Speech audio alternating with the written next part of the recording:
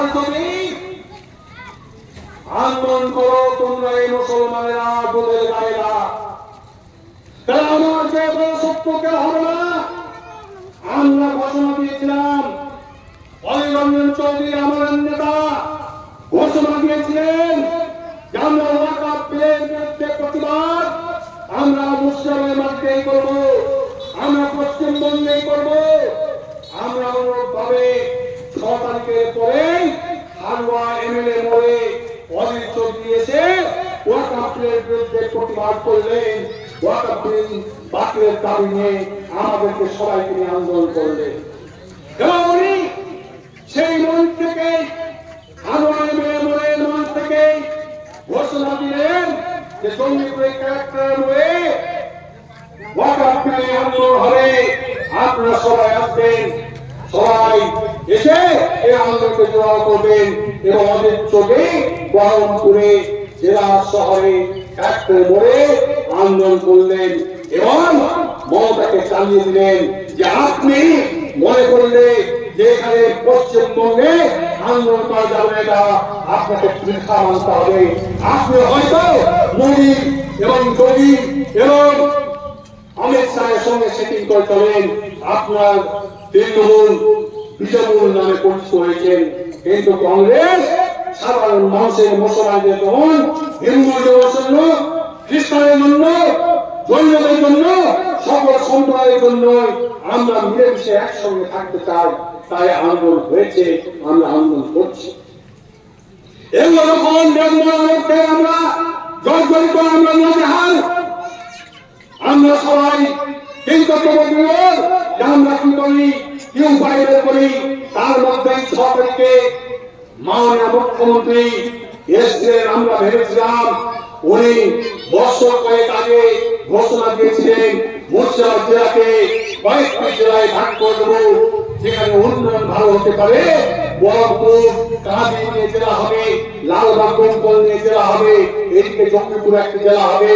আমরা দাবি করেছিলাম যে মুর্শিদাবাদ উত্তর মুর্শিদাবাদ জেলা হোক।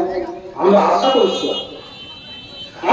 করেছিলাম যে মাননীয় মুখ্যমন্ত্রী প্রশাসনিক বৈঠক থেকে ঘোষণা করবেন যে জঙ্গিপুর সাব ডিভিশনকে উত্তর মুর্শিদাবাদ ঘোষণা করলাম।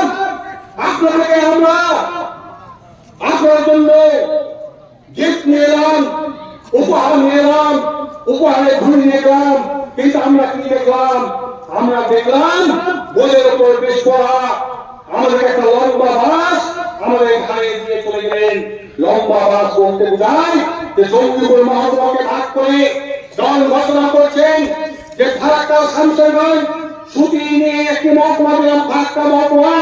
তখন আমরা টিভির পর্দায় দেখছিলাম ঘোষণা শুনে লোক খাওয়া হয়ে যায়, রক্ত গরম হয়ে যায়।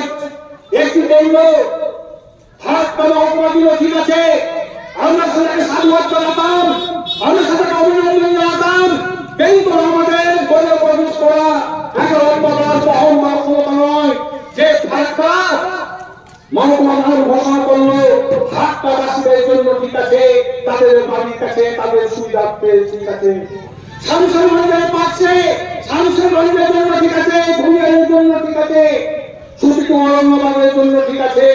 কিন্তু আমরা সুতিয়ানের মানুষ, প্রত্যন্ত এলাকার মানুষ, একদিকে বীরভূম লাগোয়া, অপরদিকে ঝাড়খণ্ড লাগোয়া, একদিকে বাংলাদেশ লাগোয়া মানুষ, যেখানে জঙ্গিপুরের অন্তর্নিহিত জঙ্গিপুরের পাশে আমরা জঙ্গিপুর মধ্যে আমরা যেখানে 5 থেকে 10 কিলোমিটারের মধ্যে তাকে আমাদেরকে ফেলে দেওয়া হলো কোথায়? ফারাক্কাতে। আচ্ছা বন্ধু, আপনারা বলুন, এই 9 গ্রামে যত মানুষ বসবাস করে, যদি আমি জিজ্ঞেস করি, আমার মনে হয় এই 9 গ্রামের মানুষ 60% বলবেন ফারাক্কা চিনি না। এটা বাস্তব কিনা আপনারা বলুন। আমার বাড়ির মা বোনকে যদি জিজ্ঞেস করি যে মহকুমা ফারাক্কা এসে তুমি চেনে গেছো কোনদিন, আমার মনে হয় সবাই বলবে যে ফারাক্কা আমি চিনি না। যে জায়গায় আমরা চিনি না তাকে নতুন করে আমাদের মাথায় কাটতে না হয়, বাসকে বন্ধ করতে বলবো। তাই 6 তারিখ থেকে পরে 7 তারিখ আমরা আলোচনায় বসলাম। কংগ্রেসের নেতারা সুপ্রিম কোর্টে সিদ্ধান্ত নেওয়া হলো যে আন্দোলন করা হবে। আমরা ফেসবুকে পোস্ট করলাম, সোশ্যাল মিডিয়ায় পোস্ট করলাম, আমাদের বার্তা দিলাম ভিডিও মাধ্যমে। আপনারা সবাই হয়তো দেখেছেন সোশ্যাল মিডিয়ার মাধ্যমে। তখন আনন্দবাজার পত্রিকা থেকে শুরু করে বড় বড় পত্রিকাতে খবর হয়েছিল। আমাকে জিজ্ঞেস করছিলেন যে আপনারা শুনছি সুপ্রিম ভিডিওকে ক্যাপশন দিচ্ছেন, কি বলে দিচ্ছেন, কি বিষয়ে দিচ্ছেন। আমি তাদেরকে ব্যাখ্যা করে বুঝিয়েছিলাম সুপ্রিম কোর্ট এমন এক জায়গায় অবস্থান করে, ভৌগোলিক অবস্থানে, যেটা জঙ্গিপুরে খুব নিকটতম জায়গা আছে 7 কিলোমিটার থেকে 10 কিলোমিটার, এবং দূরত্ব আছে 20 কিলোমিটার থেকে 22 কিলোমিটার, আর ঢাকা আছে 50 থেকে 60 কিলোমিটার এবং 40 থেকে 45 কিলোমিটার। এই ডিস্টেন্সে আমরা অবস্থান করি। আরেকটা ব্যাখ্যা দিয়েছিলাম সেই সাংবাদিক বন্ধুদেরকে যে ফারাক্কা শামসুরগঞ্জ এবং সুতিকি নিয়ে ওখানকার যে 11 সালে জনসমাগম, বন্যায় 11 সালে তাদের জনসংখ্যাকে হচ্ছে 9.5 লক্ষ অধিক, এবং এইদিকে জঙ্গিপুরে দুটি ব্লক গঙ্গাগঞ্জ এবং কোনসাগর মিলে তাদের জনসংখ্যা হচ্ছে 7.5 লক্ষ অধিক, এবং সুপ্রিমের জনসংখ্যা হচ্ছে 1,80,000 85,000 11 জনগণনা। তাই আমরা ব্যাখ্যা দিয়ে বুঝিয়েছিলাম যদি ফারাক্কা শামসুরগঞ্জ সুবিধ থাকে তাহলে 7 লক্ষ অধিক, এদিকে যদি গঙ্গাগঞ্জ 1, 2 এবং সাগরদিঘি সুপ্রিমকে নিয়ে প্রাক্তন জঙ্গিপুর জেলা মহকুমা আমাদের প্রিয়জন জঙ্গিপুর মহকুমায় থাকে, তাহলে জনসংখ্যায় 9.5 লক্ষ করে সমান হবে। এবং অবস্থান জনসংখ্যায় সক্রিয়তে যদি তাই হয় তাহলে কি করে আমাদেরকে ফারাক্কা দিতে পারে। তাই আমরা বলতে উঠেছিলাম সুপ্রিম সুপ্রিম ব্লকে আমরা প্রতিবাদ সভা করছি, আন্দোলন করছি, বংশালী করছি, বহুতালি করছি, হারুয়া করছি, সাদিকপুরে করছি, রূপপুর করছি, আরিয়ানা করছি, অন্তর্বাড়ি করছি, সব জায়গায় আমরা প্রতিবাদ সভাকে আপনাদের সংগঠিত করছি।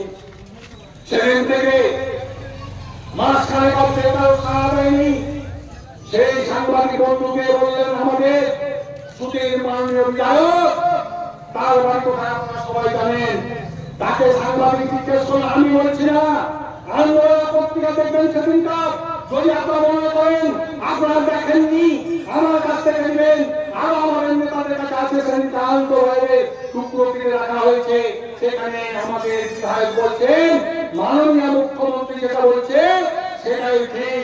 সে ফারাক্কাকে মালদা যদি যেতে হয় আমরা মালদা যাবো, আমরা মেনে নেব, আমাদের জনসাধারণের কোনো আপত্তি নেই। তাই বন্ধু আপনাদেরকে বলছি যে বিধায়ককে আমরা ভোট দিলাম, আপনারা ভোট দিলেন আমাদের দুর্দশার কথা তুলে ধরার জন্য, আমাদের কষ্টের কথা তুলে ধরার জন্য, আমাদের এলাকার বাজে আমাদের এলাকার দুরবস্থাকে তুলে ধরার জন্য, আমাদের কষ্টের কথা তুলে ধরার জন্য। যে বিধায়ক বলছেন টিকিট পাওয়ার আশায় হয়তো ভাবছে বিধায়ক বন্ধু আগামী 26 তারিখ বিধানসভা, 26 তারিখ বিধানসভা হয়তো মাননীয় মুখ্যমন্ত্রী রুষ্ট হবে, আমাকে আনন্দিত হবে, আমাকে 26 টিকিট দেবেন না, তাহলে টিকিট পাবেন। আমি যদি জনগণের কথা বলি তাহলে আপনারা মনে করুন যে সেই বিধায়ককে ভোট দিয়ে কি অন্যায়টা করেছে, কি লাভটা করলেন, না ঠিক করেছেন না ঠিক করেছেন আপনার নির্ণয় নেই। আমি বলতে চাই সেই বিধায়ক বন্ধুকে, যে বিধায়ক বন্ধু তুমি টিকিটের জন্য এই সুপ্রিমের মানুষের, এই হারুয়ার মানুষের, এই বহুতালির মানুষের, এই বহুতালির মানুষের, এই সাদিকপুরের মানুষের দুর্দশার কথা তুমি তুলে যাচ্ছ না। টিকিট পাওয়ার জন্য বন্ধু তুমি 26টা টিকিট নাও, তোমাকে এই গ্রামের মানুষ, এই হারুয়ার মানুষ, এই বহুতালির মানুষ, এই তল্লাহের মানুষ বুঝতে দিবে। সেদিন ধীরে ধীরে বুঝতে দিবে, তোমাকে ইঞ্জিনিয়ারিংতে বুঝতে দিবে যে তুমি আমাদের জন্য প্রত্যাহার করছো না, তুমি আমাদের জন্য লড়াই করছো না, বিধানসভায় গিয়ে কথা বলছো না, তুমি বলছো দিদি যেটা করবে সেটাই ঠিক। তাই তোমাকে 26-এ আমাদের এলাকার মানুষ ভোটাররা বুঝছে দিলে তুমি টিকিট পেলেও তুমি কিন্তু বন্ধু জিততে পারবে না, এটা গ্যারান্টি। তুমি হারছো 26-এ, কারণ তুমি ভোট করে আমাদের, আর তুমি মন গাইবে তোমার দিদি এবং তোমার বাড়ি যেখানে তুমি নিজের সুবিধা পেলেই হলো।